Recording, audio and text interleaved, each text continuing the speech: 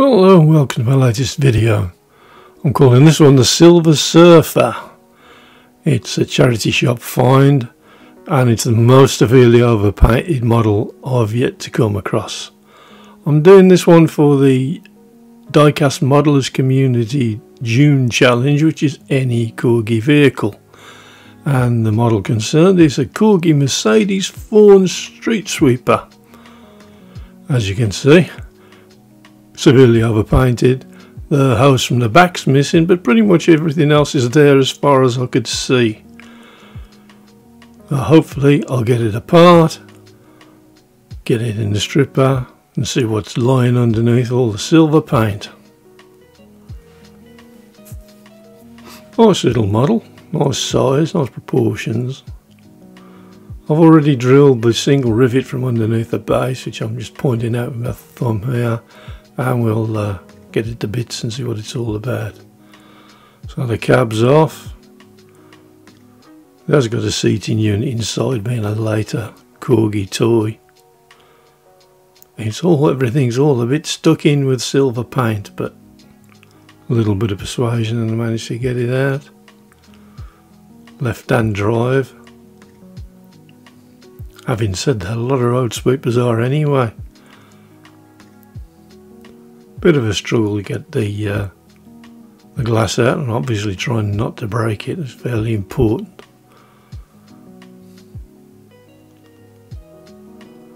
Putting up a bit of a fight, and the plastic pips that secure the front grille in place are giving me a bit of trouble as well. But we got her out in the end, unbroken.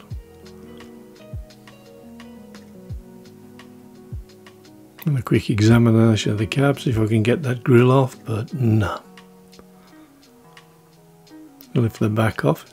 Comes off in two sections, but again, I'm struggling with the parts. I've lifted off the brush and the other component, and just a bit of wriggle in there. So I've never come across anything so stuck down with paint in all my life. There's a separate little plastic plate that holds all of the accessory parts into place, and it's currently glued into the canister on the back. There we go, and it's in bits. Chassis is all nice and straightforward, so it must have originally been black by the look of that. Still looking at it and can't figure out how I managed to get myself into such a thing.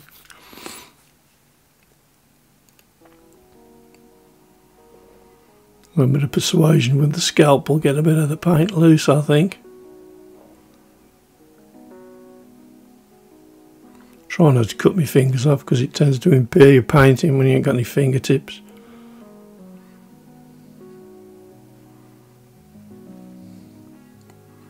Bit of gentle leverage with the screwdriver and it's out. A separate plastic piece, I'll have to be not throwing that into the caustic soda, I think.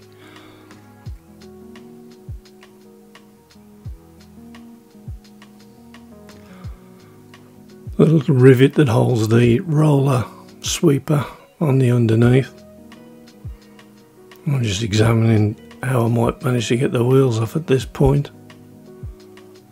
They're all stuck as well with paint, once again barely rolls.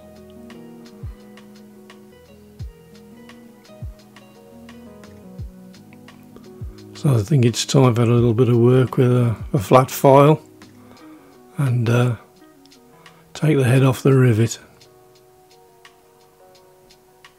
Doesn't take very long, it's a soft alley. And we've soon persuaded that out. Get that apart and clean up the bristles on the brush later as well. Just pondering the wheels. I really don't want to take the ends off the wheels and pull them through. I'd rather take the wheels off complete on the axles if I can, because I really struggle to peen the edges over when re-riveting the wheels, and there's not a lot of play on this particular model anyway. So a little bit of scraping and a little bit of filing. with the hobby file set. And at some point probably a little bit of levering with the screwdriver too. And hopefully we'll have them out. It's on the move, and there we go. Double set off the back. Plenty of paint to be getting off of those later. Same story with the front axles. I'm hoping to be able to lever them out and just pop them back in again when the job's over. And then it is reduced to the sum of its parts.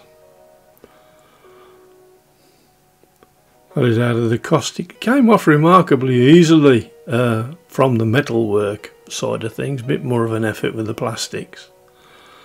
I'm just giving it a buff up now with the Scotch-Brite cleaning wheel with my kind of knockoff Dremel from Amazon. I find this so much better than the wire wheels. I'm so over using wire wheels for this kind of job. Thanks once again to Pete Button of PB Retro Restorations for the tip. As you can see, it's coming up quite nicely. It's not the nicest bit of casting I've ever seen, considering it's a relatively new model, but maybe times were hard at Corgi at the time, I'm not really sure. There we go. Bit of a polish up round the Belushi beacon. Ooh, matron. It'll go at the chassis up inside the mud guards. Just to get the paint nice and stuck and the last vestiges of any of the silver and anything else stuck to it out of the way.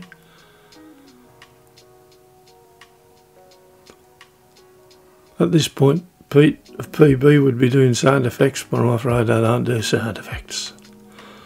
So I've had them in primer, and I'm just applying this nice kind of pale blue colour that I've mixed myself. I was just kind of going with it. I'm going to paint it in the livery of my local town. I'm going for a kind of aquamarine blue, which I sort of fitted with the town of Whitby where I live.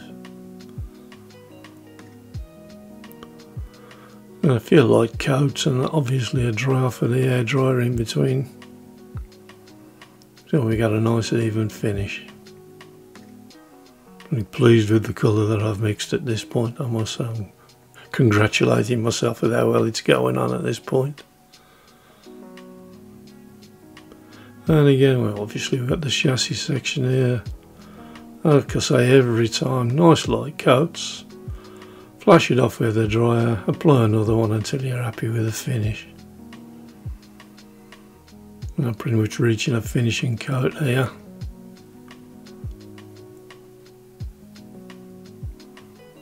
This is the base plate that sits underneath the tank. There are bits of it exposed, so I've given it a white primer, and although you can't see it particularly well, this is a white acrylic that I'm applying to it. Vanguards. Quite a nice paint actually. Only got a few different colours in it, but it's a good one. And the canister, much the same, it's already in white primer, so you're not going to see these paint going on too well. But I've left the footage in just to show that I've coated it with a different colour.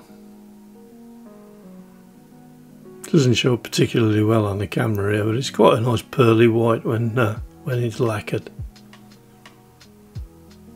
There we go.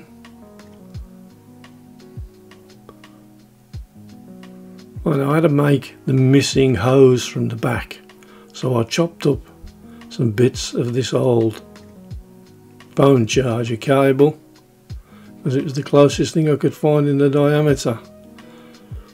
The little hose looking piece there is It's a piece of made for joining pipe work up on a fish tank. You know, for the air hoses that bubble away in the tanks there. I'm back on for a bit of detailing now. I'm starting a Belushi beacon. I thought it'd be clever here and use a Tamiya clear orange on it. And I persevered, but I wasn't all that thrilled with it, and I do end up using a semi-opaque on it a bit later on in the film. Just wasn't quite happy with the kind of patchiness. Well, it probably would have been fine if I'd have airbrushed it, but I didn't especially want to mask the whole thing just for the sake of doing this Belushi beacon.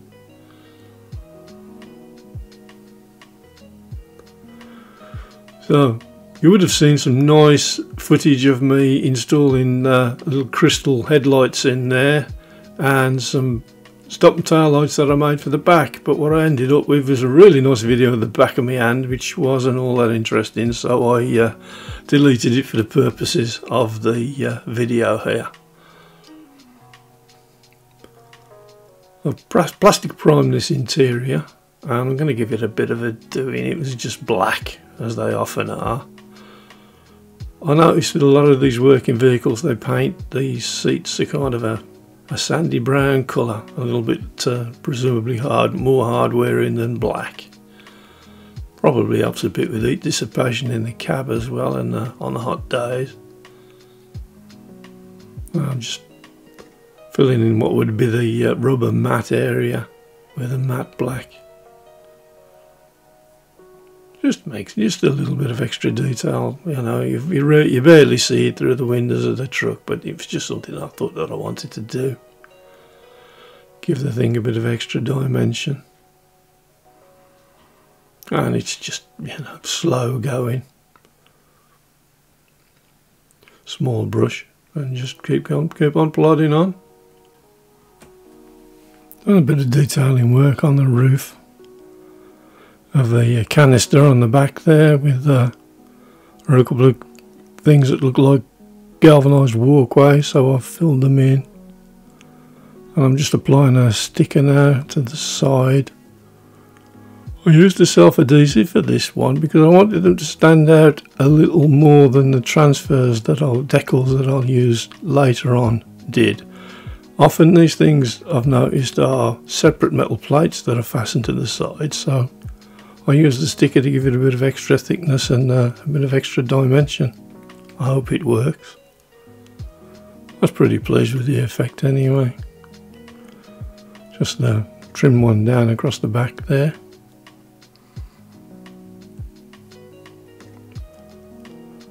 These are just some stickers that I put together with Photoshop at home and printed out. The same with the decals, obviously. I'm not aware of any that you can buy over the counter of the type that I've used. Quite happy with that, trued up.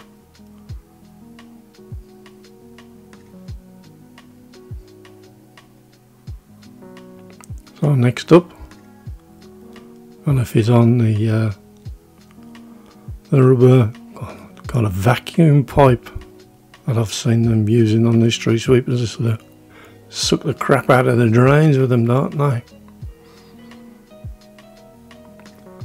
It's quite a snug fit into that particular spot, so I'm kind of hoping it'll hold it all in place for me. Sweep it around the corner, and again I've mimicked the kind of vacuum section with another piece of that plastic connector that comes from the fish tanks that I was talking about earlier. So here we go, we're on with the first of the decals. I've chosen a Whitby Town Council decal. We don't actually have dedicated road sweepers in our town. The ones that we do have, I believe, belong to Scarborough, and even they're hired, but quite proud of my adoptive town, so I decided to make us something that we don't actually have. Our very own dedicated road sweepers.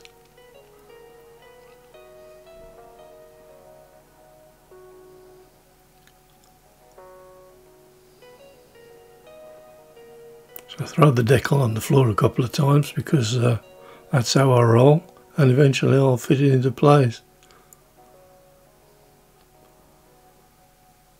Already applied some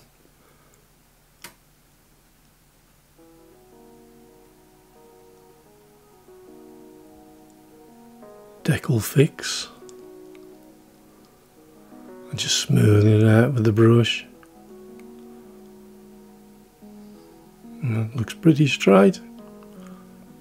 Really happy with that. Can't resist the last minute. Make sure all the edges are sealed down. Then drying it up with a cotton bud. I'm sure you've all seen this procedure before. And now reattaching the wheels. There's a line on the axles here, and I'm going to use Psychology and Extreme Violence and tap with a hammer. I imagine a lot of people would just be able to push them back into place with their thumbs, but I have a little arthritis in my hands and I just don't have enough strength in my thumbs to be able to do it. So hammer and adrift it is.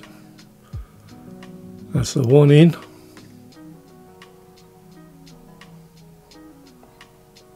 Now a double axle on the rear.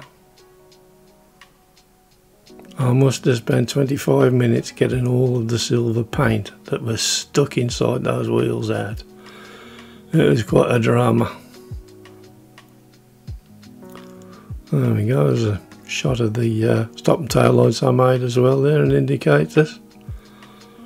Right side it up, get it in the middle of the frame, and then forget that you've got to attach the bits that go on the underneath. So here we go with the road sweeper section first. It is keyed. You can't actually put it in wrong, although if you look at the video you can see I clearly had a good try at doing it the wrong way around. Little roller's working. So just flip it over, and I'm not going to bother to even attempt riveting it back into place. So I'm just going to go with a bit of super glue. It shouldn't wander off anywhere, I don't think. With the amount of miles it's going to do sitting on the shelf in my room anyway. It's the road sweeper section. It just hooks onto a lug on the chassis there.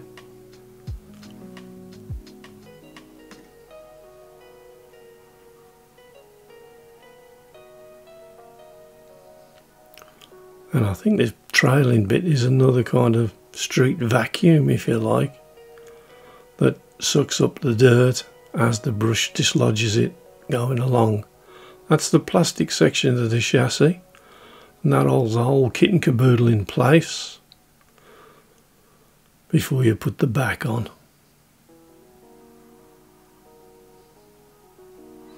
And that hooks into place and clips down nicely. There we go. Just time to put the cab together now.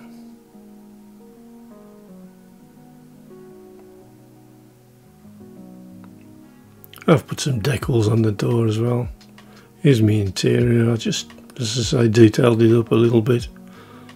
Not that anybody's ever going to particularly see it, but it's just something I like to do on these models this size. So in with the windscreen. Came up pretty nicely. Amazingly, there was no real scratches or anything on it after the trauma of all the silver paint had been got off it. In with my interior. And push in place.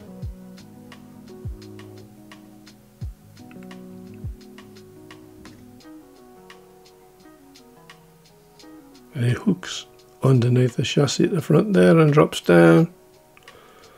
Again, another little push into place. And also just glue a rivet in.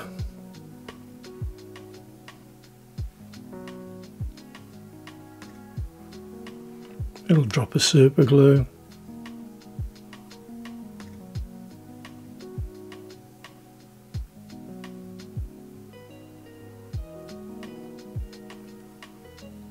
Nice little purpose-made rivet.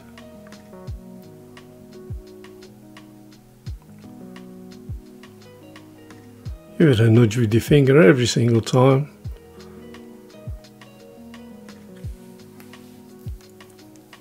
And I push with the end of the paintbrush for good measure. There we go, just leave it on its side for a little while to dry out now. And the next time we see it, just a quick refresher of what we started out with. One severely overpainted £1.25 charity shop buy. And wasn't it a joy getting all of that paint off? Would dearly love to know what was going on in the head of the person that painted it all silver.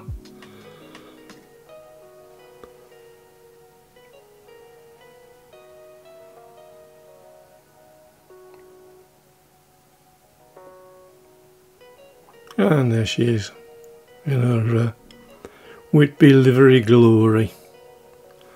So what have we done with this one? We've stripped it, repainted it, made some headlights, made some tail lights, made a rubber vacuum hose to replace the missing one off the back there.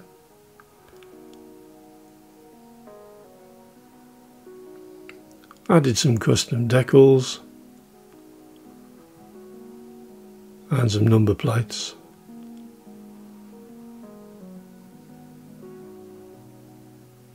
I hope you've enjoyed the video. Had a lot of fun making it. I think it's a nice little truck.